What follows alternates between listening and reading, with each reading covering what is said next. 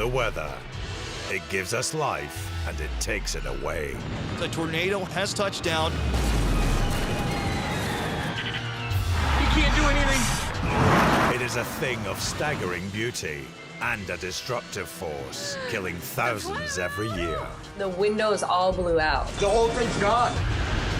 Holy crap. It was the end. It is gone. The building is gone.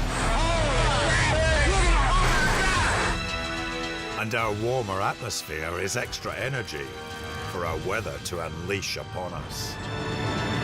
Oh my God! We meet the people who came face to face with Mother Nature and filmed it. I've been fighting it for an hour. I'm gonna sick to my stomach. Holy! I just lost my house. We hear firsthand how these people survived. Oh my God, get in the house! He's alive, he's alive. It's pretty much the end of humanity.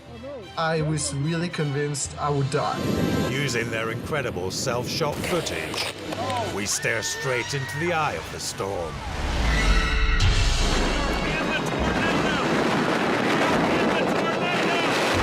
And witness up close the sheer force of nature. Boom! Oh my God, look at that! Oh! Jesus Christ! Everybody take cover, now!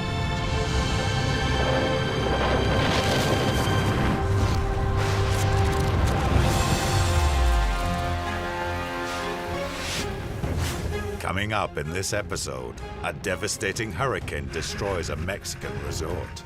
Boom! 3 fishermen almost drown when their ships wrecked in Ireland. It's amazing what Mother Nature can do to you, and do to everybody else. And we see how weather can rip apart our buildings.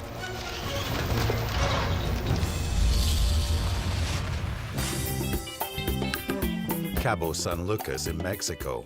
It was the height of summer 2014, and the holiday resort was in full swing. But these carefree holidaymakers' dream vacation was about to turn into a living nightmare. Ooh boy! Waves coming over the top. The most powerful hurricane to ever make Mexican landfall was beelining straight for the hotel. So this is what it looks like when a Class 4 hurricane is coming to Cabo San Lucas. At 6 p.m., Hurricane Odal was under 100 miles from the coast. Ouch! Oh, all right, time to go, time to go. There we go. All guests at the resort were ordered to their rooms for their own safety, including Jason Beecham and his family. The weather just picked up and you could see 40 to 50 foot wave faces right out in front of our hotel. It was pretty insane. Just big black cloud just kept moving in. I was a little bit nervous, but with the hurricane coming in, but I figured we were in a pretty solid concrete building. Here to cover this enormous hurricane, professional storm reporter Josh Morgerman was outside as it ramped up. It was getting windy and rainy, and you were hearing that roaring sound outside. As we got deeper into the evening, it started to feel like, okay, this is a serious hurricane. At 7:30 p.m., the eye of Hurricane Odal continued to spin a deadly path towards the resort and was now only an hour away. Up in Jason's hotel room, where his family were sheltering, all power was lost, and the torrential rain infiltrated the room. It's going through the light. Hi, honey.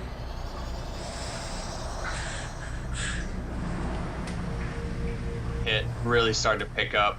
Basically just got louder and louder, and me being not so smart at the time, I went for a look.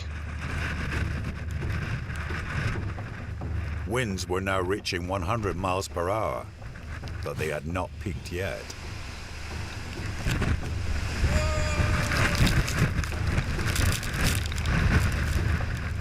When I almost got blown down the hallway, that's when I decided to head back in and kind of stay in for the night.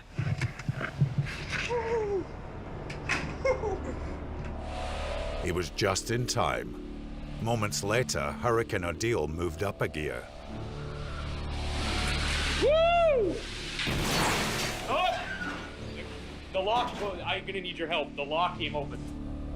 At 8:30 p.m., Josh, now back at his hotel lobby, had to help staff barricade the glass front doors before the full force of Odal blew them in.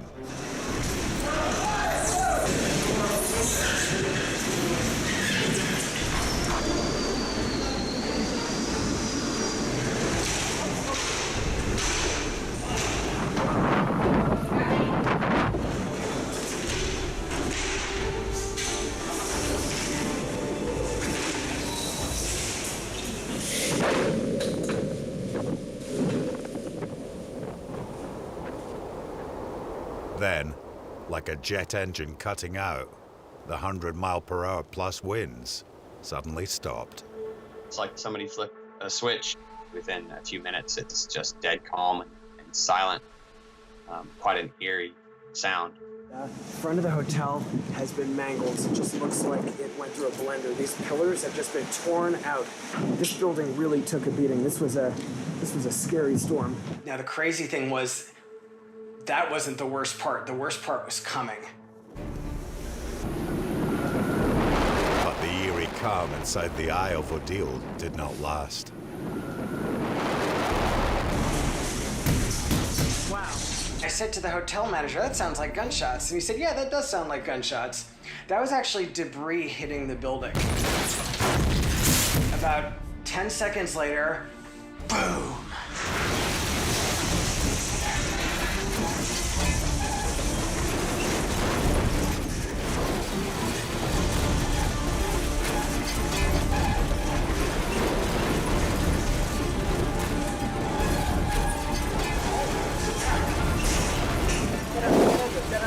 Just get under. Just get under. Just get under. Oh my God. Stay in there. Stay in there. Stay under. Stay under. Keep it. In the upstairs rooms, hundreds of guests were now cowering in the bathrooms as the storm smashed the already battered resort to breaking point. Are you okay? Yes. Yes. Yes. Down in the lobby, Josh and the staff were horribly exposed to flying glass and were forced to dive into the nearest room. Okay, backside of this cyclone is much worse. This building is getting literally torn apart, and we're trying to find a safe place. But as the winds intensified to 125 miles per hour, they were now trapped in an office that could meet the same fate as the lobby. We realized that we weren't safe because the hotel office was just a whole solid wall of windows with the wind pulsing against them. And I just thought, oh boy, we're in trouble. Yeah, the building's shaking. You should get down, because if those windows go, you want to be low. We felt like the office windows were going to break. We're trying to plan our escape, so just get out of here and get to a safer part of the building. Let's see if we can make it. We're going to run for it. No, we can't. And we just came out of the office, and as soon as it looked like there was a break, we just ran across the... Okay. Okay.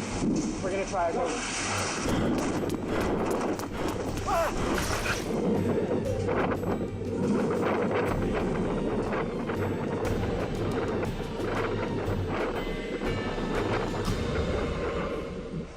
Cut and bruised, they reached the stairwell, but they had been just seconds from being crushed. Josh and the staff sheltered in the stairwell for a further hour. We're riding this out in a small area near the bathrooms, and we're just going to sit here until it passes. Before Odal finally began to retreat. And it's a little before 2 a.m. The worst of this hurricane is past, but you can see what it did to this lobby. It's just like smashed wreck.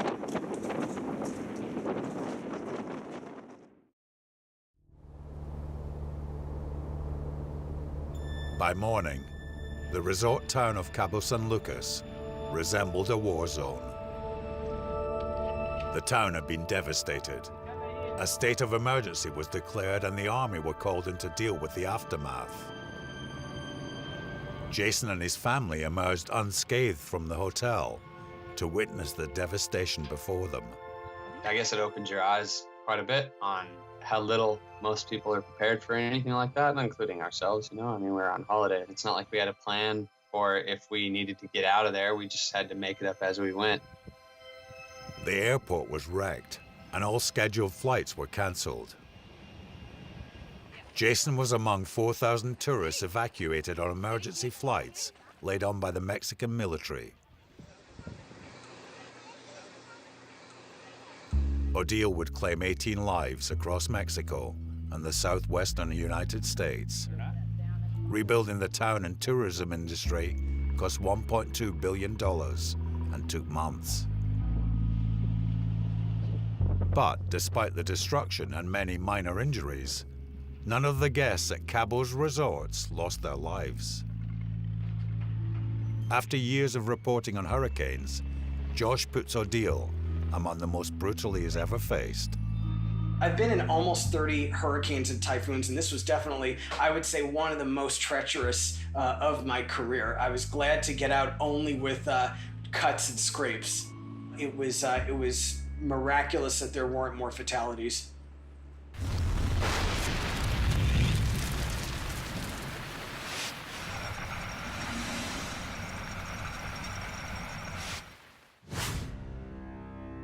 Hurricanes can lay claim to truly being the world's deadliest weather.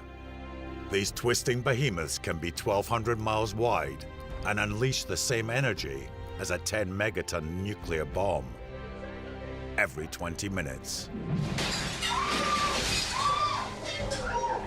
They need warm, wet air as fuel, so they always form over equatorial oceans.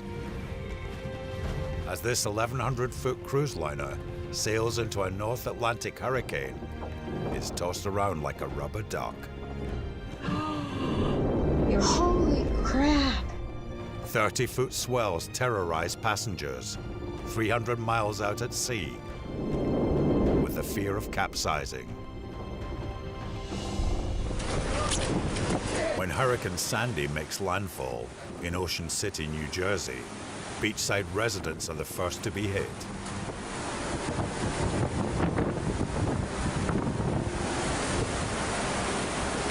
Fleeing tsunami-like waves crashing into their properties. Whoa! As a hurricane moves further inland, it brings with it winds of up to 200 miles per hour, comparable only to a tornado in its power, and capable of destroying anything in its path. Oh my God. Oh my God! Oh my God. Oh! Oh my God!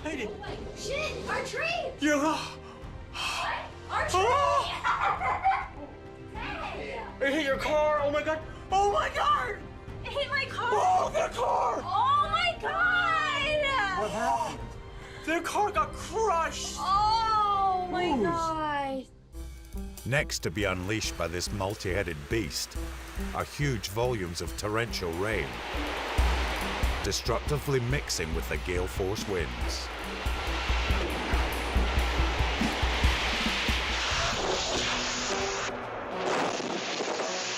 This devastating combination unleashed torrential floods across the Philippines as Typhoon Haiyan destroyed towns and killed thousands. This homeowner is one of the lucky ones who manages to ride out the hurricane. Their dog is equally as close to becoming another victim.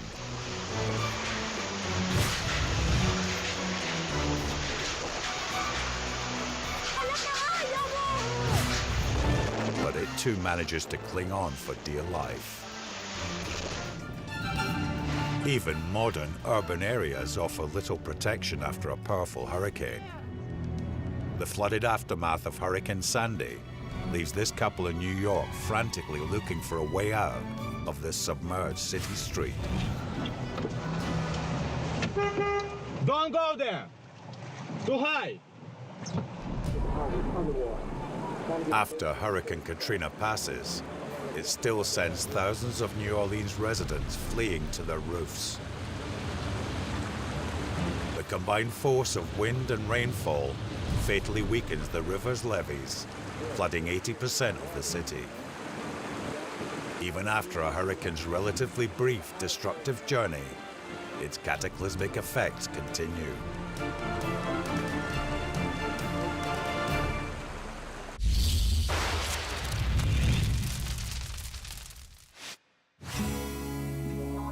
Kinsale, on Ireland's rugged southwest coast.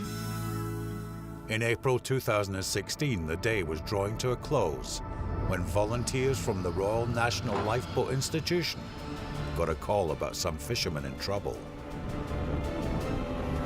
We didn't know what we were going out to. I think we knew that there was some fishermen getting blown onto the shore, at the harbour, in the harbour. That's about all we knew. I was thinking anyway, sure, it's probably just some lads down with no experience out on a little boat and they're after getting blown onto the shore. And then as soon as the fishing vessel came into sight, you know, suddenly it dawns on you, okay, this is a big boat, and, you know, immediately you think, well, we've got a small boat, that's a big boat. The Sean Anthony had arrived from Portugal, greeted by a force aid. So we had to approach it with extreme caution, obviously, because, I mean, there was a huge swell there, you know, and I was driving our boat onto the shore as well, and I was hammering the fishing vessel, which was just basically, after hitting the rocks, it was driving them further up the shoreline, basically, and it's a very jagged shoreline around that area. Was it going to capsize? Was it going to turn over? You know, was it going to start breaking up in front of us? Were the guys going to get washed off? The rescue team were in as much danger as the fishermen.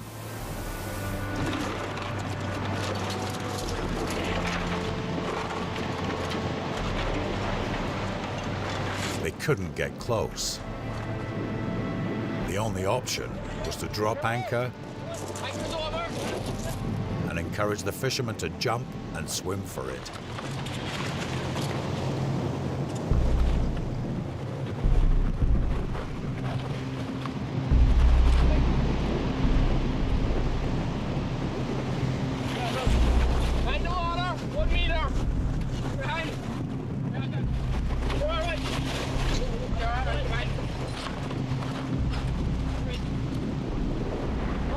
Put your feet in there.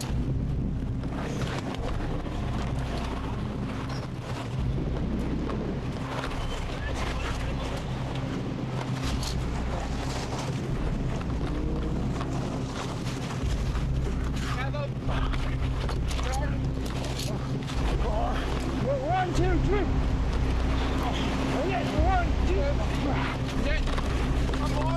Second fisherman safe, the captain was almost going down with his ship.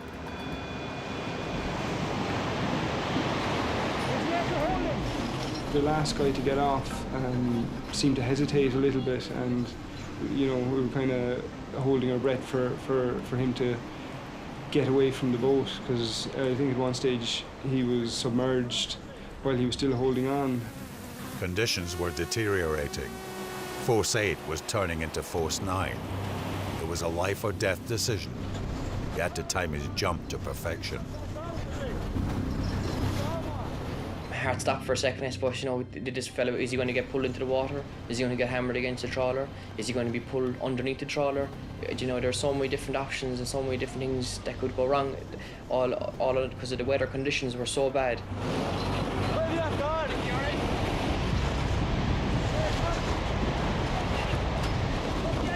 Once in the water, he was either going to be thrown back against the trawler or swim for his life.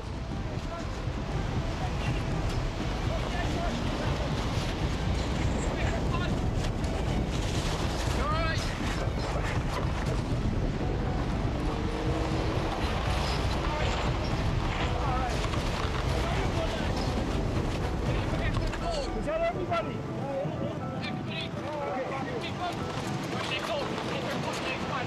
Okay.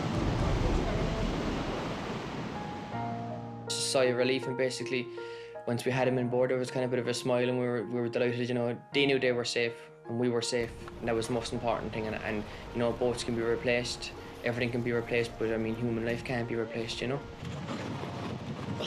Okay? Okay? 2 hands. You okay? Both crews had been through a traumatic situation. It's amazing what Mother Nature can do to you, you know, and do to everybody else, basically. So, I mean, to frighten you and the amount of respect that you have to show to it, and just take a step back and, you know, appreciate what you have, you know? Okay, lads, one at a time. Okay, number 1. Number 2. For the next 2 months, the stricken hull of the Sean Anthony would serve as a stark warning of the deadly dangers of the sea.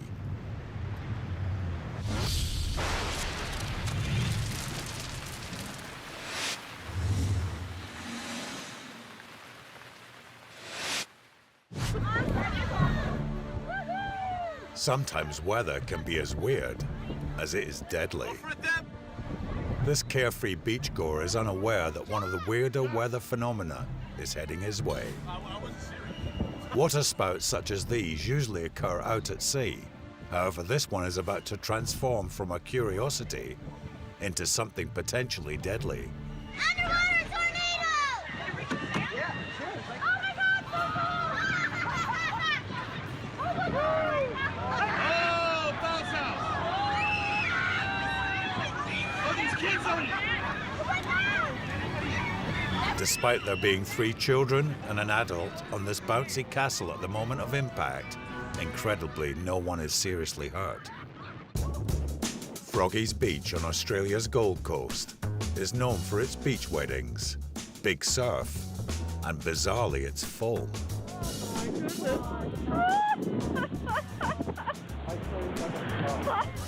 A curious marine byproduct of tropical storms, the foam itself is harmless, though what it does is mask the sea swell and the deadly sharks and snakes inhabiting it, which doesn't put these swimmers off. But once the swell and winds pick up, this fascinating curiosity is blown inland and causes chaos on the roads. These drivers on the Sunshine Coast encounter 6 feet of sea foam submerging the highway. Crazy. Oh, look at it. That is just crazy. It's going under. Eventually, they are forced to abandon their vehicles to avoid a serious pileup, until this strange nightmare retreats back to sea. He's got out of his car and he's saying stop. Look, that white one's going so fast. He's just smashed into that one. This is crazy. Goodness sake. Missouri winters are notoriously harsh, but an ice tsunami is a new one for these residents. It's pushing forward. This is crazy. Look at this. A perfect storm of high winds and breaking ice pushes glaciers onto land and slowly but surely towards people's houses.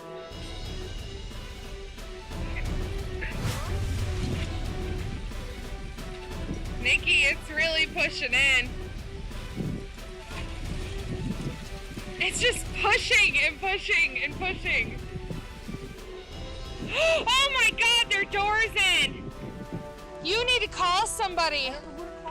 This enormous wall of ice forces its way through the windows and even the walls of dozens of beachside homes, taking months for shocked residents to clear up and rebuild. Arachnophobes turn away now. Flash flooding can cause a phenomenon known as ballooning, where spiders flee to higher ground. In their thousands in this case, as they take over this Australian park.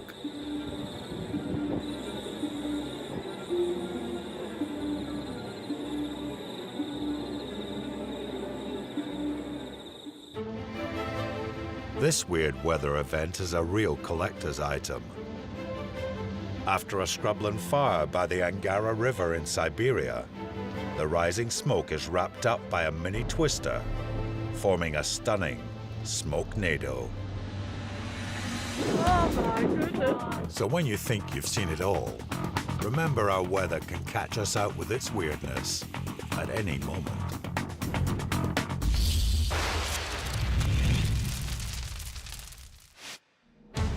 Coming up, Snowpocalypse strikes North America, causing a deadly 194-car pileup.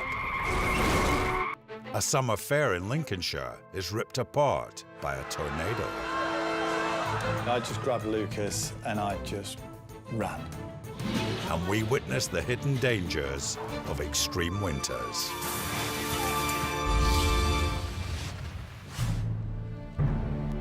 November 2014.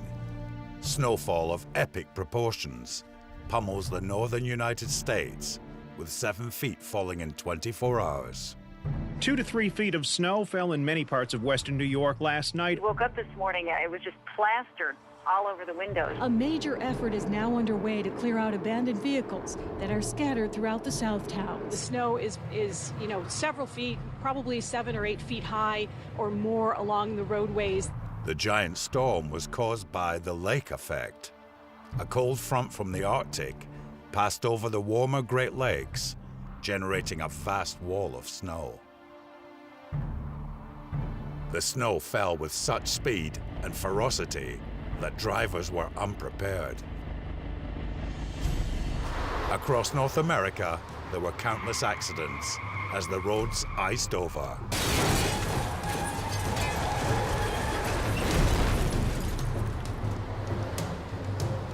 Blizzard after blizzard reduced visibility to zero. This driver in West Virginia somehow manages to avoid crashing in what became a 40-car pileup. Oh.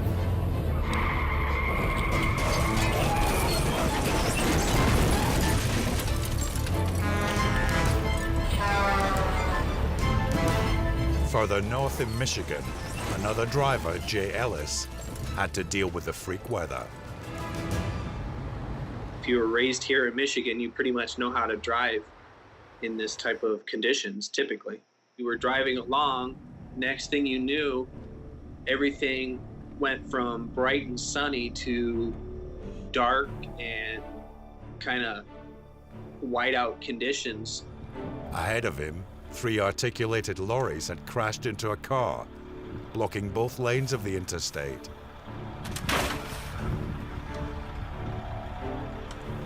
Next thing I saw were headlights coming on rapidly.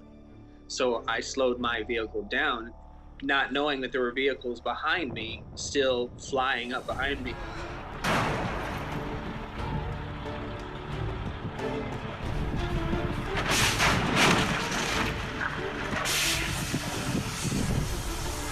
I got hit from behind and shoved into the vehicles right in front of me.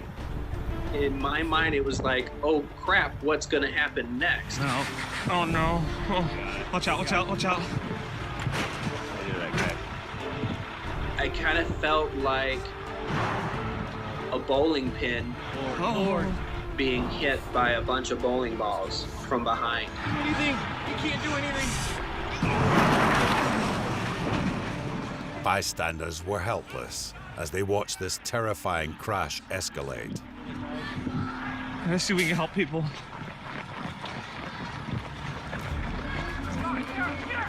Can you get out? Get out of your vehicle, hurry up. Get out! Gotta get out.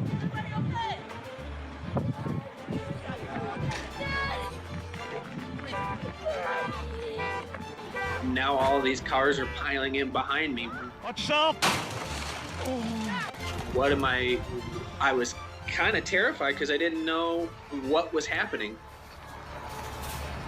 More concentrating on what was going on ahead of me than I was with the things that were going on behind me, which is why I didn't realize there were that many vehicles behind mine. More vehicles kept coming, and the pileup would eventually involve 194 cars and lorries. But the danger was now of a massive explosion. On our side of the highway, there was a truck that actually caught fire that turns out actually had fireworks in it. I mean, it's bad. It's raging right there. I mean, those are cars and trucks and semis burning like you can't believe. I thought it was going to get bad enough. Well, it's going to get rid of all the fireworks. Yeah, they got a big mess. Is that your truck? As the fire teams worked, many people were kept inside their cars for their own safety. Being stuck in my vehicle, not being able to drive to someplace safe away from all this, it was absolutely terrifying. It looked like a bomb had gone off. The winter of 2014-15 became known as Snowpocalypse. Transportation came to a standstill as crashed or stuck cars were abandoned everywhere. Right? I mean, it's just car after car, and it's like trucks and cars. And Oh, yeah. no one's safe. Worst affected was Buffalo in New York State, which had 7 feet of snow in 48 hours. Wow. This was probably the biggest snowfall in US history. It shorted power lines and cut electricity for whole neighborhoods. Who's on fire back there? The power lines. No, that's a a house. house. Mm-hmm. Oh, it's fucking cold out here. What's wrong? A Michigan resident filmed this spectacular show outside her house. Lights in a nearby house flashed on and off. Eventually, it's too much for the power transformer to take. Out his way.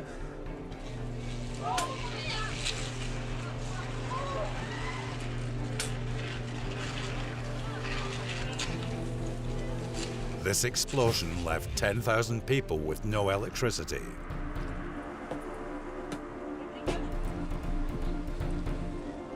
Snowpocalypse claimed 14 lives. Almost all workplaces shut down, and everyday life across the northern states ground to a halt.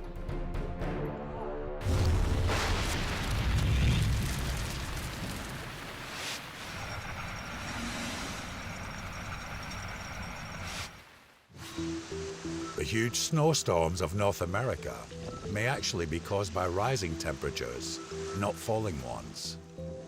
The Great Lakes have warmed by 2.5 Celsius in the last 35 years, so they rarely freeze over. In winter, the freezing fronts from the Arctic encounter more moisture, so now the lake effect snowstorms carry more snow. It's still a bit chilly for a swim though, even for a Labrador. Strangely, warm temperatures often leads to colder weather. In midsummer Austria, the previous day was in the tail end of a heat wave, topping 36 degrees Celsius. But now the temperatures are near freezing.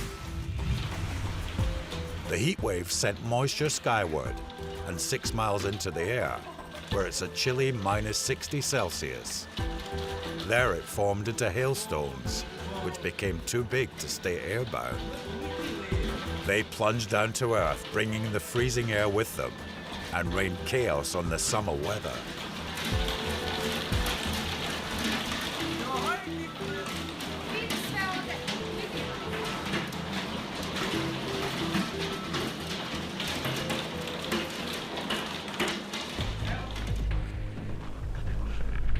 Of course, when it is cold, the danger is not always from above. He falls into a snow sinkhole, caused by a spring melting away the snow under the surface. Unlucky, but he got out okay.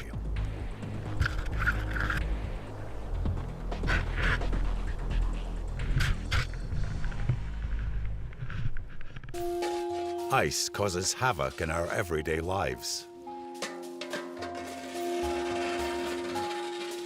A slippery layer of water forms on the surface. Scientists can't agree on why. But there's no denying it does. This leads to the biggest danger of all in big freezes. In Russia, driving in ice is an essential skill, not yet mastered by this driver. Luckily, there's no one waiting for the bus, though this driver should be confined to one. In Winnipeg, Canada, the polar chill makes ice driving an occupational hazard for truckers. But the crash warnings on the radio don't appear to concern this driver. At this speed, crashes are no joking matter. The lorry up ahead is turning right. The 10-ton truck's stopping distance is over 300 feet. No, no, no, no, no, no. If the driver hits the brakes, the wheels will lock. But options are disappearing fast. It's a close shave, but the danger's not over yet.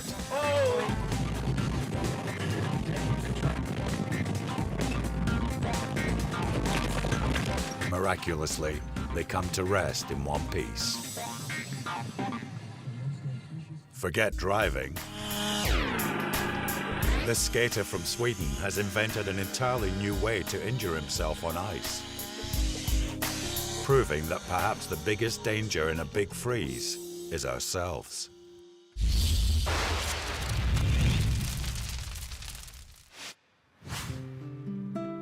The quaint village of Friskney in Lincolnshire, England, is not a place you would expect to encounter a tornado. Local postman Harry Smith and his family were gearing up for the highlight of the summer calendar, the annual Friskney Show. Sausages.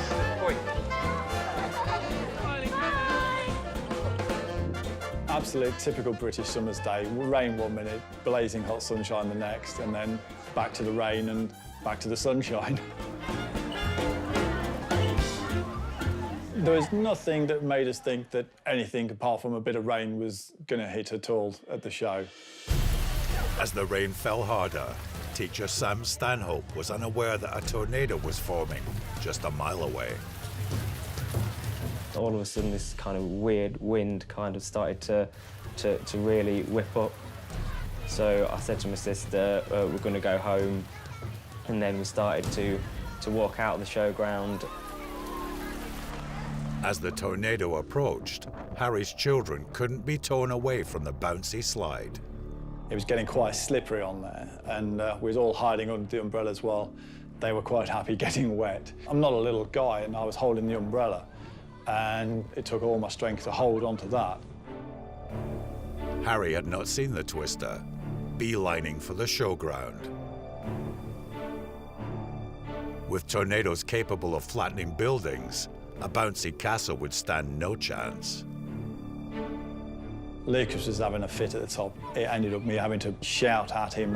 Come on, you two! We were still stood virtually at the bottom of the slide, and Lucas had just got off. He just went straight up. And then just started to spin over our heads. I just grabbed Lucas and I just ran.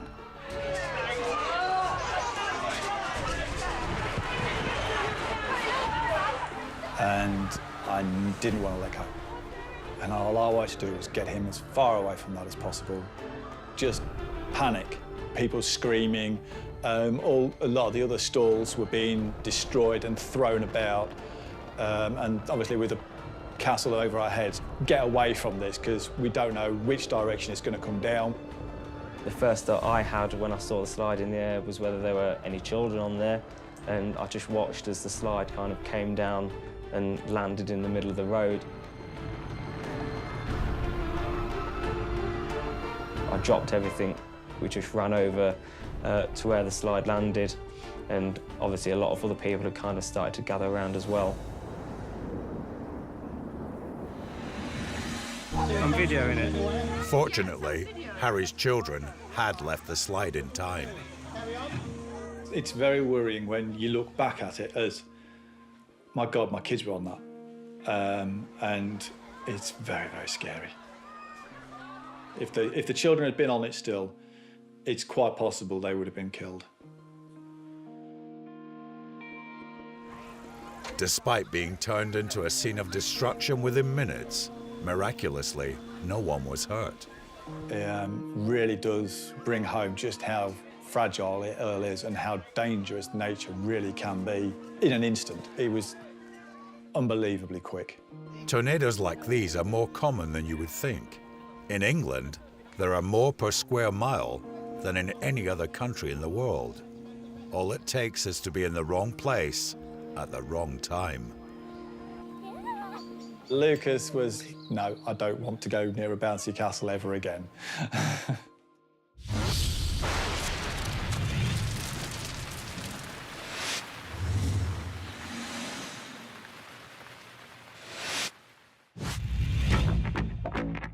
When it comes to bad weather hitting our man-made structures, only the strongest survive.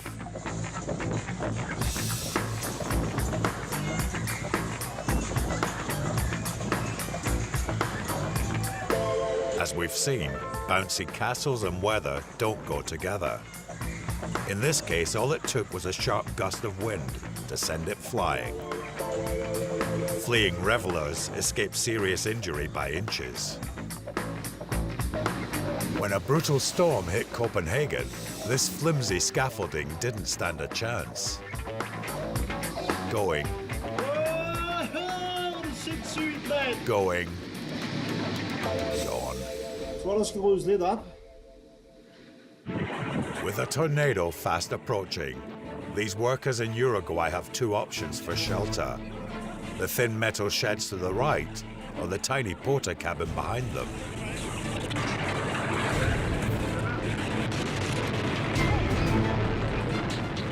They only discover they've made the right choice when they see the buildings opposite get blown away.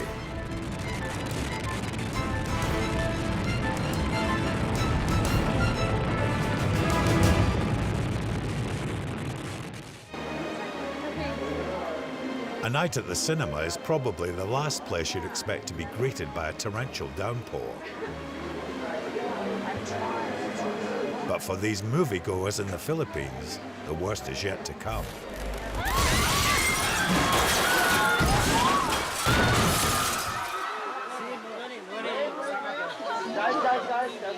Nine people were injured, but it could have been much, much worse. When it comes to our homes, if deadly weather doesn't destroy them, it can be sure to leave its mark.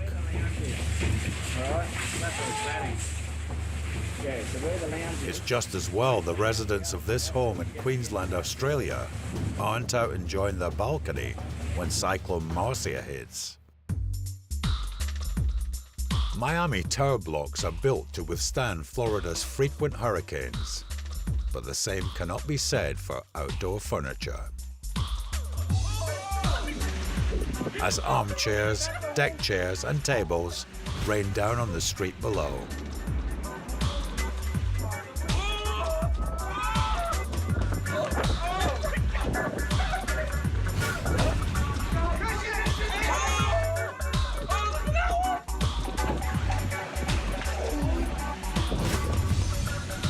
It's a miracle this unexpected shower didn't cause a pile-up. Even if weather can't damage your home, it can still trap you in it. It is now 5 feet high outside my door.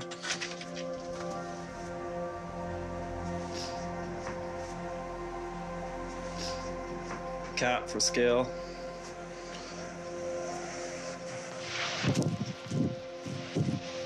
Winter is coming. Leaving this Canadian housebound for another day. Control, Alt, Delete.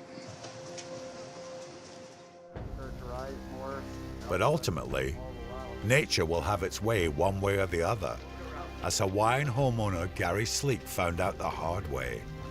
With the knowledge that a devastating river of lava is heading his way, he has no option but to put the laundry on and wait for the inevitable. The approaching lava flow sparks wildfires in the sun-baked scrubland, which heads straight for his home. But Gary chooses to embrace the certain destruction by sitting back and admiring the show with friends.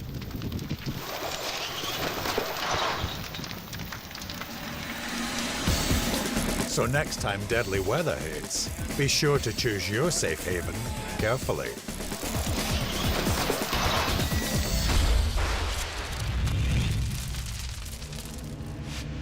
In this episode, we've seen Mother Nature in all her fury.